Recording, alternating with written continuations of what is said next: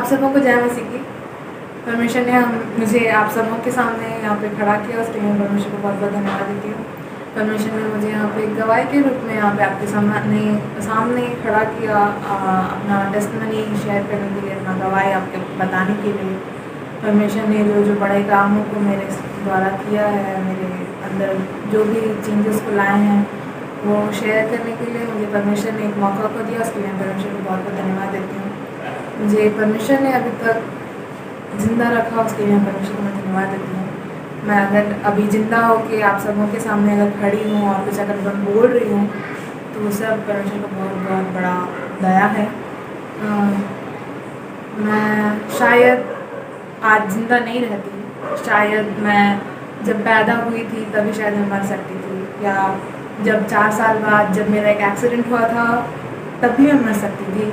और पिछले साल मेरा बहुत ही ज़्यादा मेरा बीमारी था, मैं उस टाइम भी मर सकती थी, लेकिन अभी तक परमेश्वर ने मुझे ज़िंदा रखा और आप सबों के सामने अभी खड़ा किया, और ये बोलने के लिए कि मैं ज़िंदा हूँ और मैं परमेश्वर के नाम की महिमा के करने के लिए यहाँ पर खड़ी हूँ, वो बोलने के लिए मुझे यहाँ पर परमेश्वर ने खड़ा किया, उसके लिए परमेश्वर को बहुत बहुत धन्यवाद देती हूँ। मैं आल्विटा डिवाइना मेरे मम्मी पापा के साथ झारखंड में रहती हूँ।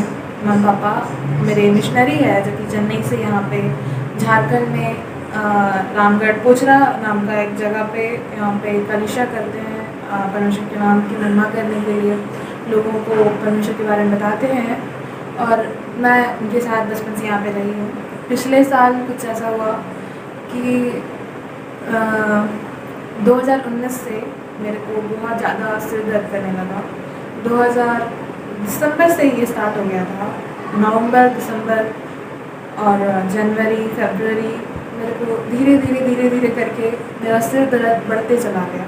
मैं धीरे धीरे करके मैं स्टार्टिंग में मैं बोल नहीं पाती थी कि मुझे दर्द कर रहा है, क्योंकि सिर दर्द तो कॉमन होता है ना, सबको ही बोलते हैं मतलब कि मेरे को सिर दर्द कर रहा है, और मुझे लगता था कि मैं बोलूँगी तो क्या हो जाएगा, कल तो ठीक हो ही जाएगा ना मेरा सिर दर्द, मैं क्यों बोलूँ। मैं ऐसा बोल के मैं छोड़ देती थी, मैं नहीं बोलती थी। नवंबर दिसंबर ऐसे ही बीत गया और मेरा सिर दर्द ठीक नहीं हुआ। जनवरी आया, मैं धीरे धीरे मम्मी पापा को बोलने लगी, मम्मी पापा मुझे बहुत ज़्यादा सिर दर्द कर रहा है, मुझसे नहीं सहा रहा।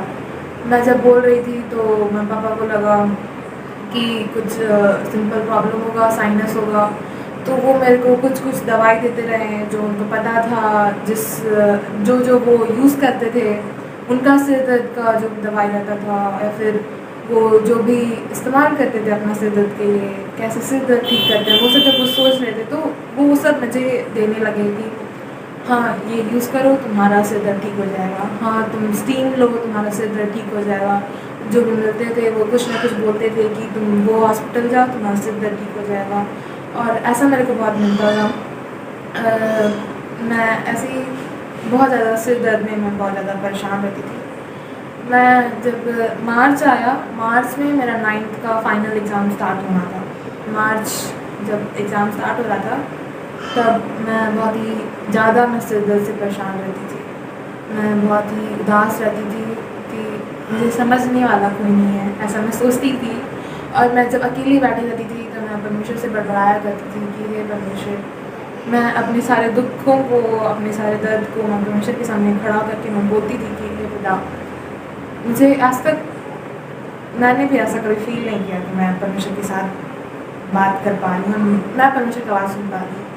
मैं भी पहले ऐसा कभी नहीं सुन पाई, लेकिन 2019 में मैं बहुत ज़्यादा प्रार्थना करती थी, बहुत ज़्यादा नहीं कहेंगे लेकिन मैं प्रार्थना करती थी कि हे पिता, मेरे को ये प्रॉब्लम है, मैं ऐसे परेशानियों से मैं गुजर रही हूँ, मेरी सहायता कर, मुझे मदद कर, ऐसा करके मैं बोलती थी और मैं प्रार्थना करती थी। मार्च जब आया तो मेरा एक फाइनल एग्ज़ाम चल रहा था, उस टाइम मेरा एक एग्ज़ाम ख़त्म हुआ और मेरा बहुत ज़्यादा सिर दर्द करने लगा।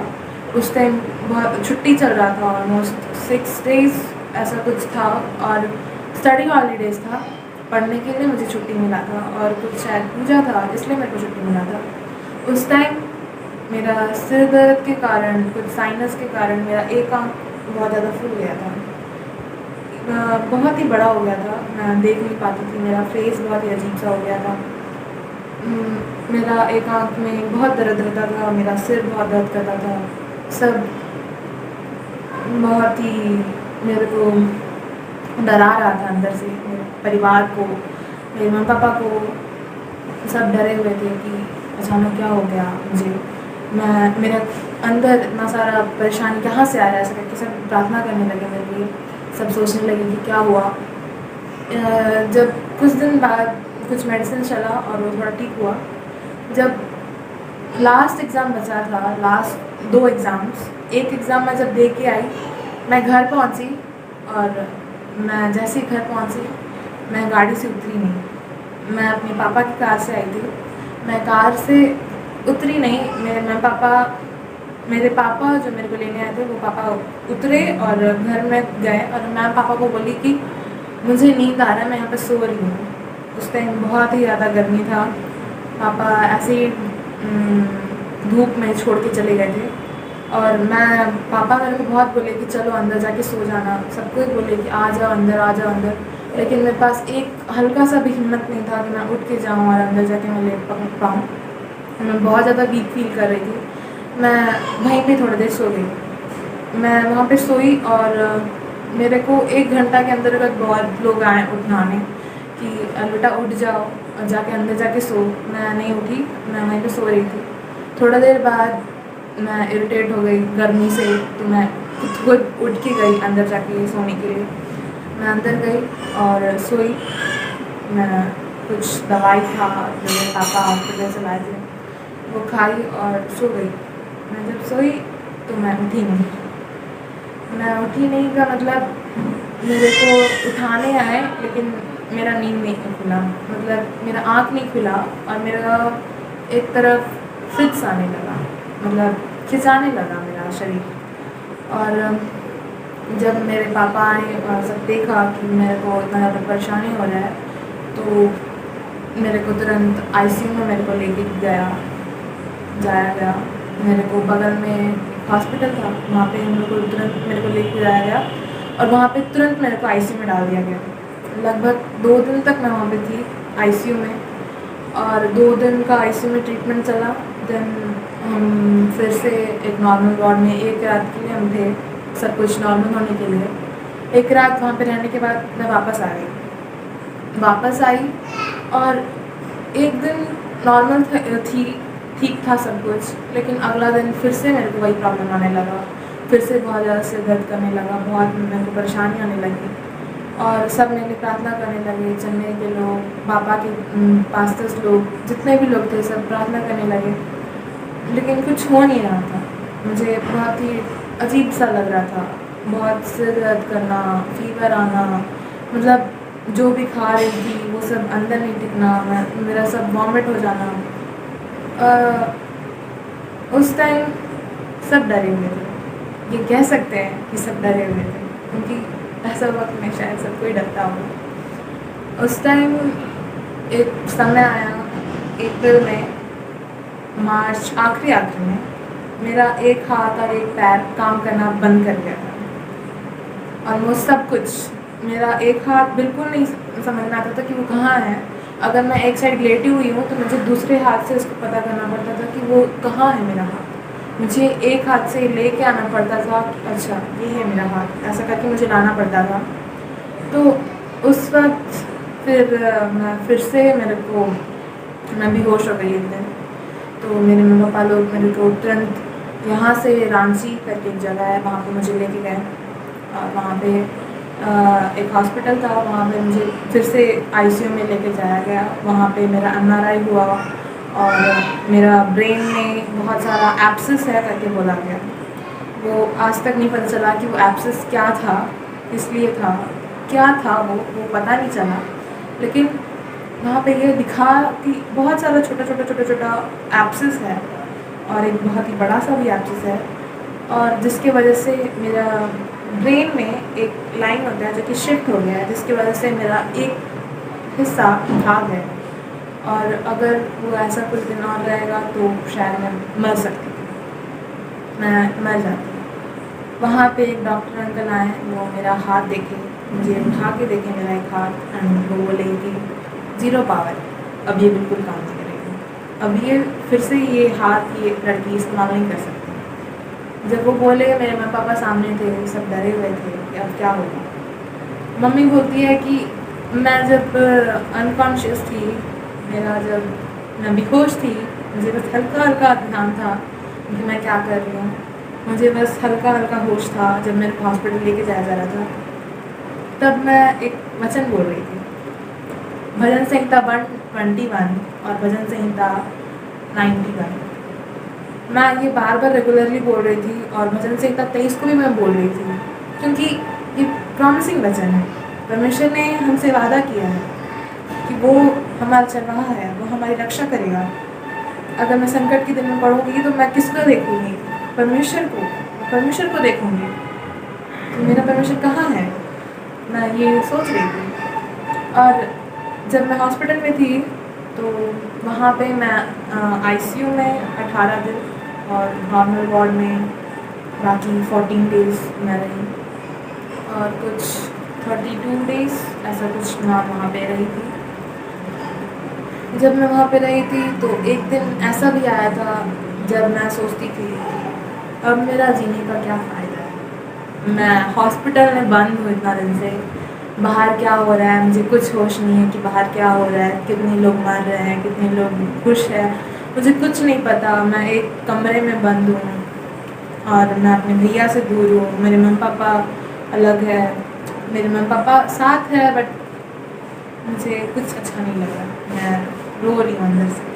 मैं अगर रो भी रही हूँ तो मुझे दिखाने का मन नहीं कर रहा कि हाँ मैं रो रही हूँ, मैं भी टूटी हुई हूँ। मैं एक स्माइल के साथ बोलती थी, जो कि फोर्स स्माइल होता था कि नहीं मैं ठीक हूँ, मैं नॉर्मल हूँ।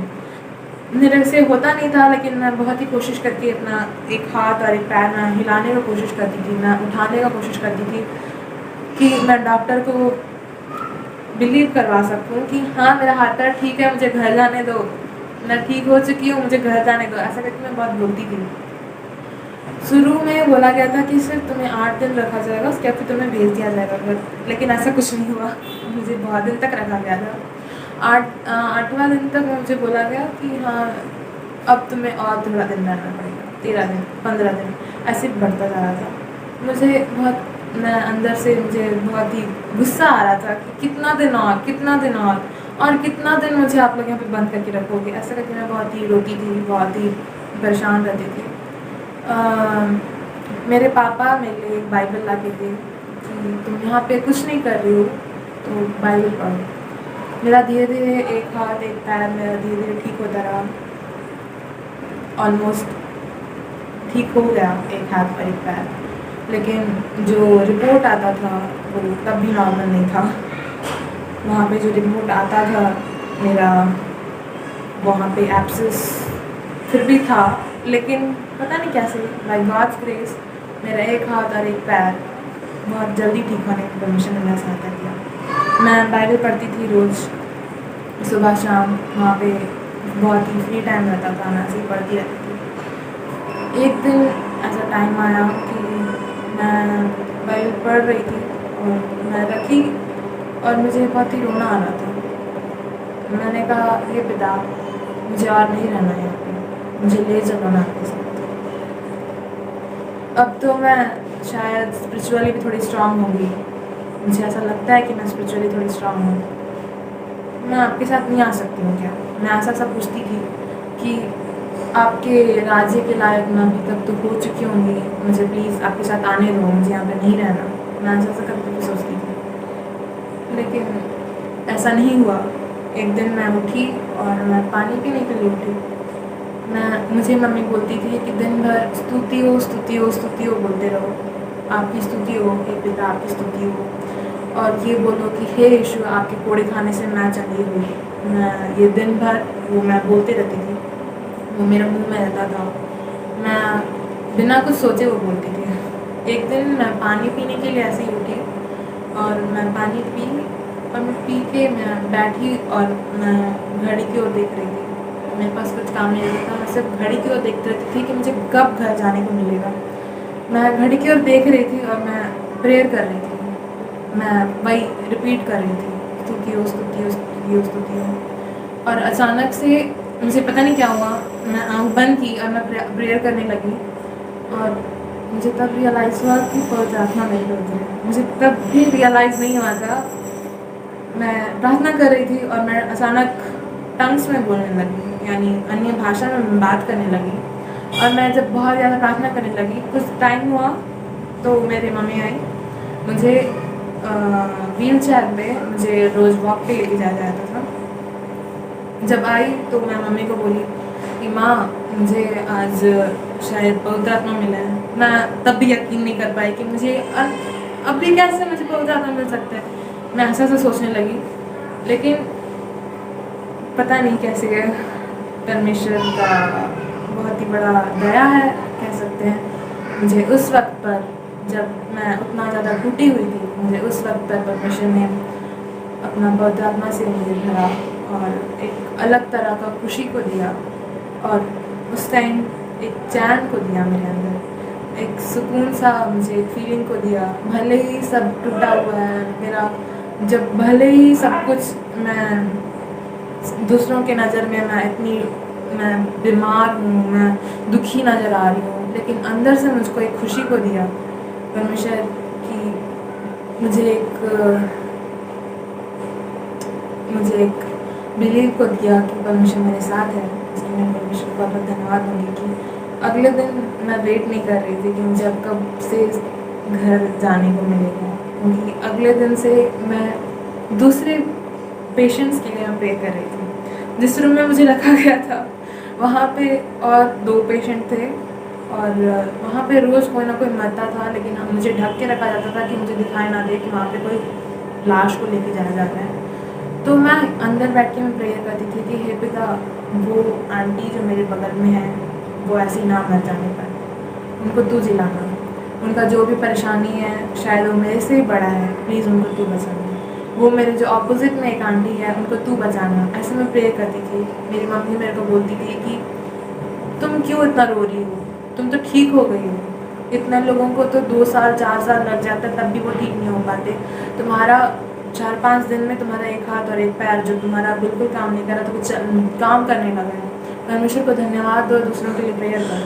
वो उस टाइम मेरे माइंड में था, लेकिन मैं उस टाइम में प्रे करने की हालत में नहीं थी, मैं बिल्कुल नहीं कर पा रही थी। बट जब पवित्र आत्मा आया, एक अलग तरह से एक खुशी को दिया और एक बोझ को दिया कि हाँ मुझे प्रेयर करना चाहिए। मैं वहाँ बैठ के मैं प्रेयर करने लगी दूसरों के लिए। वो लोग ठीक होने लगे, वो लोग घर जाने लगे। अंदर से लगता था कि हे पिता, वो तो मेरे बाद आए थे फिर भी वो जा रहे हैं, लेकिन मैं अभी तक यहाँ पे क्यों हूँ, मुझे भी घर जाना है। ऐसे करके मैं बहुत बोलती थी अंदर से। एक टाइम आया, अचानक से मेरे डॉक्टर अंकल आए और वो बोले कि अरे यार बेटा, तुम यहाँ क्या कर रही हो, इतना देर भी आईसीयू में रहना अच्छी बात नहीं होती है, चलो वापस जाओ। ऐसे करके मेरे को बोले। और एक रूम वहाँ पे खाली था नॉर्मल वार्ड में, तो मेरे मम्मी पापा वहीं पे रुके हुए थे। वहाँ पे मेरे को शिफ्ट किया गया मेरे मम्मी पापा के साथ। मेरे मम्मी पापा लोग मेरे वहाँ पे ख्याल रखते थे, मेरा ध्यान रखते थे। मैं वहाँ पे रहती थी और मैं वहाँ से प्रेयर करती थी। मेरी मम्मी मेरे को सब बताती थी कि वहाँ पे इन लोगों को कोरोना हो गया है, यहाँ पे इन लोगों का ऐसा हो गया है, यहाँ पे उन लोगों का।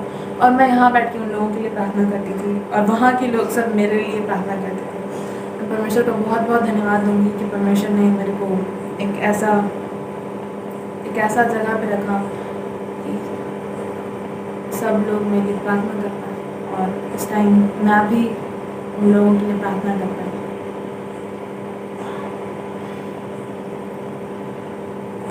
कुछ दिन बाद मेरे को घर जाने का परमिशन मिला और वहाँ पे जो मेन डॉक्टर थे उन्होंने एक सजेशन दिया कि आपको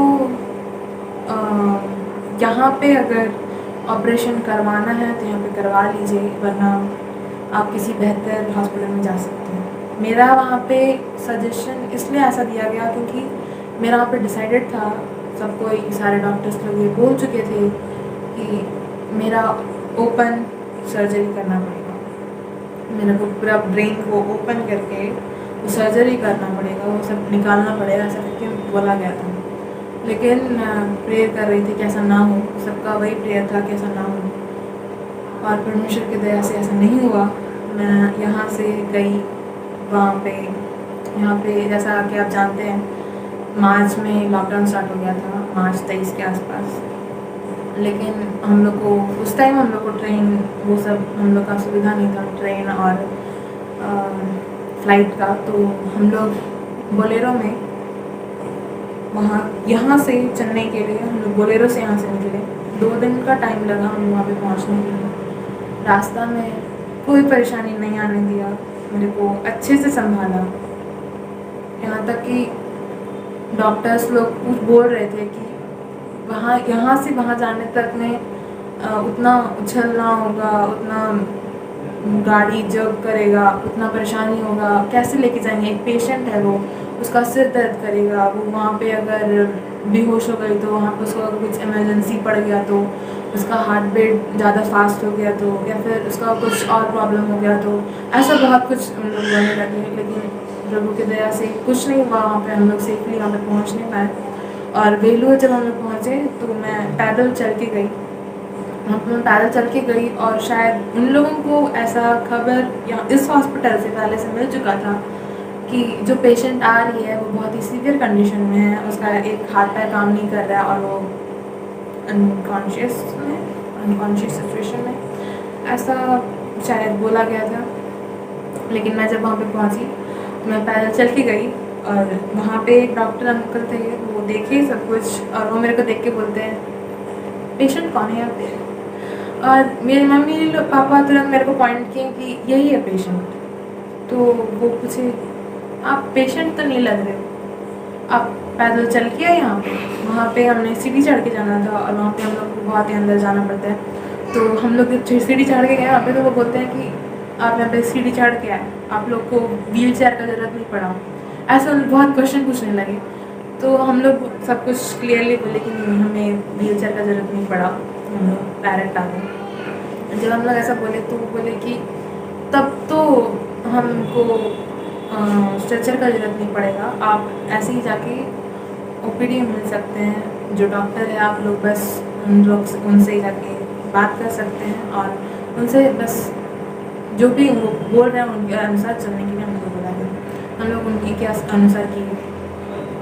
हम लोग ऐसा कर रहे थे तो मैं प्रेयर कर रही थी अंदर से। मैं बहुत ज़्यादा स्ट्रांग हो चुकी थी कि नहीं, चाहे जो हो जाए मेरे को कुछ नहीं होगा। मेरे को परमेश्वर बचपन से अभी तक ज़िंदा रखा, और मैंने तो अभी तो कुछ किया ही नहीं। अभी मैं मर जाऊंगी तो मेरा ज़िंदगी का फ़ायदा क्या होगा, मैं ऐसा सोच रही थी। तो नहीं, मैं नहीं मर सकती। मैं बहुत ही ज़्यादा सोच के रखी थी कि परमेश्वर मुझे ऐसे मरने नहीं देगा। मैं जब ऐसा सोच रही थी तो मैं मम्मी पापा को लोग को मैं दिलासा देती थी कि नहीं, मुझे कुछ नहीं होगा, आप लोग मत डरिए। लेकिन जब मैं हॉस्पिटल पहुंची, एक अलग तरह सा डर मुझे भर दिया था मेरे दिल को। वो बोलता था मेरा दिल कि क्या होगा अगर डॉक्टर बोलेंगे कि सर्जरी करना पड़ेगा। मैं ऐसा सोच रही थी। लेकिन वहाँ पे जैसे मैं पहुँची तो मैं प्रेयर कर रही थी बैठ के कि प्लीज़ पिता मेरे को बचा लेना, मेरे को सर्जरी करने का बिल्कुल मन नहीं है, प्लीज़ पिता मुझे बचा लेना। ऐसे करके मैं प्रेयर करने लगी। मैं जब आँख उठा के देखी तो वहाँ पे एक वचन लिखा हुआ था, जीसस इज विद यू, मत डरो मैं तुम्हारे साथ हूँ करके एक वचन में नाम लिखा। मैं तब थोड़ा सा और स्ट्रांग हो गई कि हाँ परमेश्वर मेरे साथ है तो मैं क्यों डर रही हूँ, बल्कि एक अलग तरह का बच्चा वाला खुशी आ गया मेरे अंदर। मैं फिर से मैं उठी और मैं गई और मैं डॉक्टर से मिली, सब कुछ अच्छा हुआ।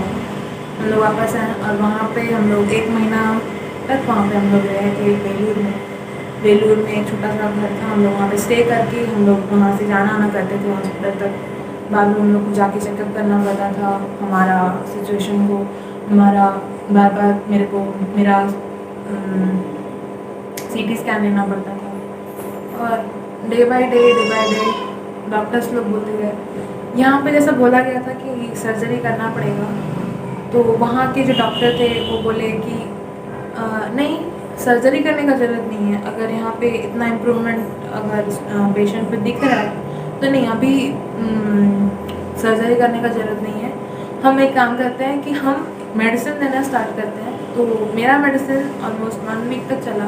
उन लोग रैंडमली दिए थे क्योंकि किसी को पता नहीं था कि मेरा बीमारी क्या है, किसी को समझ नहीं आ रहा था कि मेरा असल बीमारी क्या है। तो वो रैंडमली मेरे को एक मेडिसिन मेरा स्टार्ट किए थे। टीबी का बीमारी मेरा चल रहा था और उसी से धीरे धीरे ठीक होने लगा। तो जब दिया गया वो कोर्स 1 वीक का था। डॉक्टर बोले कि 1 वीक तक अगर कुछ इम्प्रूवमेंट नहीं आया तो सर्जरी के बारे में सोचा जाएगा, ऐसा करके हम लोग को बोला गया और समझ आ गया। 1 वीक तक मैं वही मेडिसिन ले रही थी। 1 वीक के बाद जब मैं गई तो वहाँ पे थोड़ा मेरा एब्सेस कम हुआ। मेरा जो एक लाइन जो मेरा ब्रेन में शिफ्ट हो गया था, जिसकी वजह से मेरा एक बॉडी भाग गया था, एक साइड मेरा बॉडी, वो धीरे धीरे ठीक होने लगा।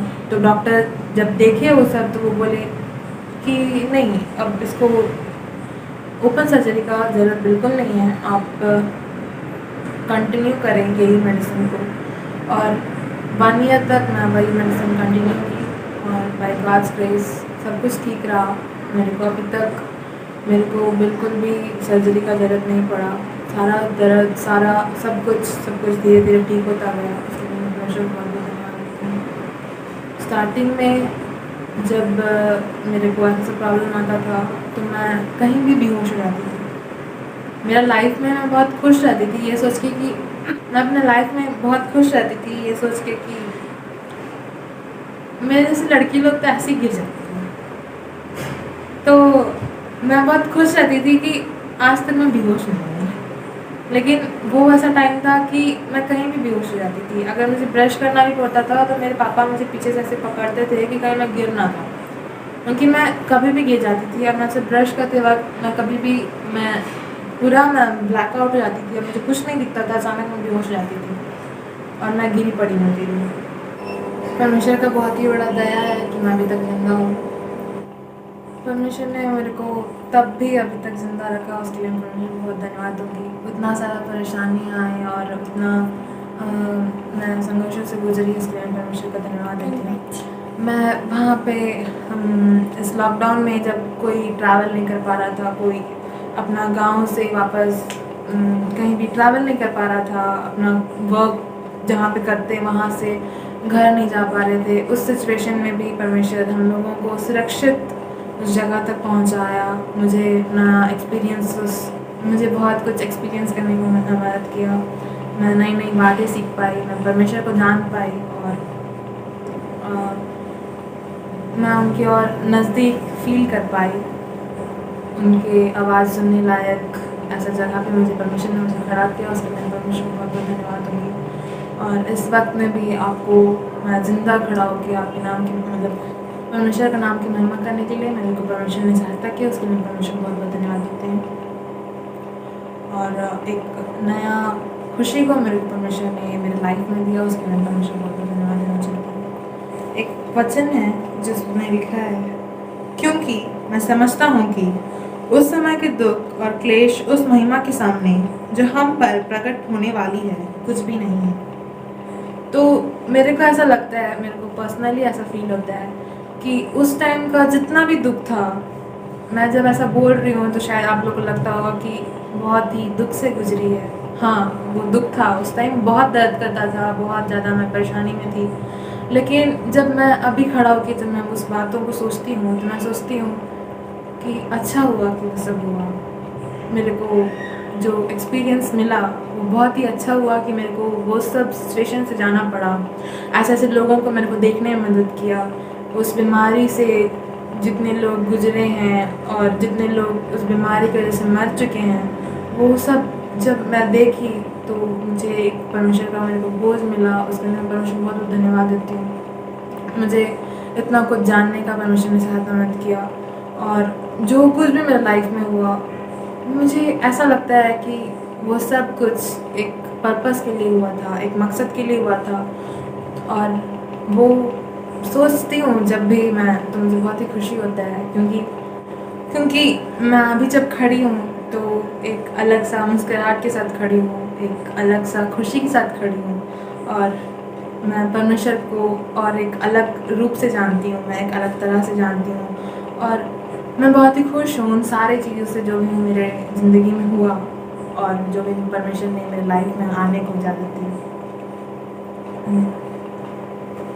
अगर आपका लाइफ में अगर ऐसा कुछ परेशानी आती है तो ये मत सोचिए कि मैं तो रोज़ बाइबल पढ़ती हूँ ना, मैं तो रोज़ प्रार्थना करती हूँ ना, तो मेरे लाइफ में ऐसा क्यों प्रॉब्लम आ रहा है। नहीं, बिल्कुल ऐसा मत सोचिए, क्योंकि जो कुछ भी आपकी लाइफ में होता है वो अच्छे के लिए ही होता है और किसी ना किसी रूप से वो आपके लिए ही होता है। तो ऐसा बिल्कुल मत सोचिए कि मेरे लाइफ में ऐसा क्यों हो रहा है, क्योंकि जो कुछ भी होता है वो आपके लिए होता है, आपकी भलाई के लिए ही होता है। आप बस परमेश्वर को धन्यवाद कीजिए और आगे बढ़ते जाइए और परमेश्वर के अद्भुत कामों को देखिए। धन्यवाद।